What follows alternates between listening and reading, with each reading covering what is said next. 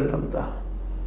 ಆ್ಯಕ್ಸಿಡೆಂಟಲ್ president, ಏಕಾಏಕಿ ಆದಂಥವರು, ಅವರ ಒಂದು ಸ್ವಂತ ವ್ಯಕ್ತಿತ್ವ ಇಲ್ಲ ಅನ್ನುವಂಥ ಮಾತನ್ನು ಅವ್ರು ಹೇಳ್ತಾ ಇದ್ದಾರೆ.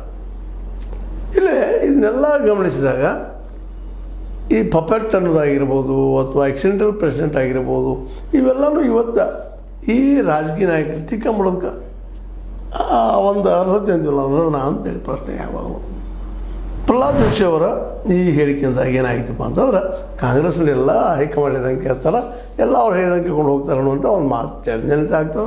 ಅದು ಸತ್ಯನೂ ಅದಿಲ್ಲ ಅಂತಲ್ಲ.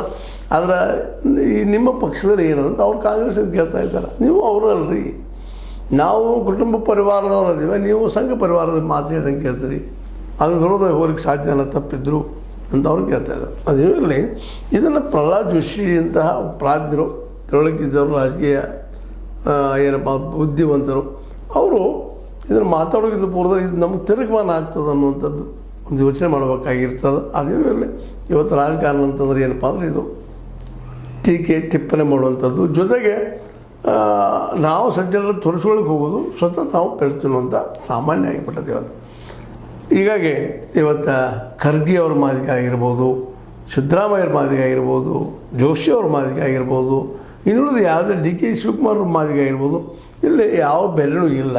ಅಲ್ಲಿ ಹೈಕಮಾಂಡ್ಗಳಿದ್ದಾವೆ, ಅವ್ರೇನು ಹೇಳ್ತಾರೆ ಅದು ಕೇಳ್ಕೊಂಡು ಹೋಗುವಂಥದ್ದು ಎಲ್ಲ ಪಾರ್ಟಿಯಲ್ಲಿ ಅದ. ಮತ್ತು ಇದು ಹೋಗ್ಬೇಕಾಗಿದ್ದಪ್ಪ ಅಂದ್ರೆ ಮೊದಲ ಪಾರ್ಟಿಯಲ್ಲಿ ಇನ್ನರ್ ಪೊಲಿಟಿಕ್ಸ್ದ ಇಲೆಕ್ಷನ್ ಆಗಬೇಕಾಗ್ತವೆ. ಎಲ್ಲಿ ಇಲೆಕ್ಷನ್ ಆಗ್ತವೆ? ಈಗೇನೋ ಕರ್ನಾಟಕದ ಇಲೆಕ್ಷನ್ ಆಗಬಹುದು ಅಂತ ತರ್ಕಿತ್ತು ಇಲ್ಲಿವರೆಗೆ ನಮ್ಮ ಅಧ್ಯಕ್ಷ ಸ್ಥಾನ ಸಲುವಾಗಿ. ಅದು ಇತ್ತೀಚಿನ ಡೆವಲಪ್ಮೆಂಟ್ ನೋಡಿದಾಗ ಮೋಸ್ಟ್ಲಿ ವಿಜೇಂದ್ರ ಅವರು ಆಯ್ಕೆ ಆಗೋ ಸಾಧ್ಯತೆಗಳು ಹೆಚ್ಚು ಕಾಣ್ತಾ ಇದ್ದಾವೆ. ಅಂದ್ರೆ ಯಾರ ಮಾತು ನಡೀತಿರ್ತದೆ ಅವ್ರದ್ದು ಆಗ್ತದಂತ. ಈಗ ಅವ್ರ ವಿರೋಧವಾಗಿ ನಾವು ಏನೋ ಮಾತಾಡಿದ್ರೆ ಹಿಂಬಾಗಿಲಿನಿಂದ ಮಾತಾಡ್ಬೋದು, ವಿನ ಮುಂಬಾಗಿಲಿನಿಂದ ಅಲ್ಲ ಅನ್ನೋದು ಈಗಾಗಲೇ ಸ್ಪಷ್ಟ ಆಗಿದೆ.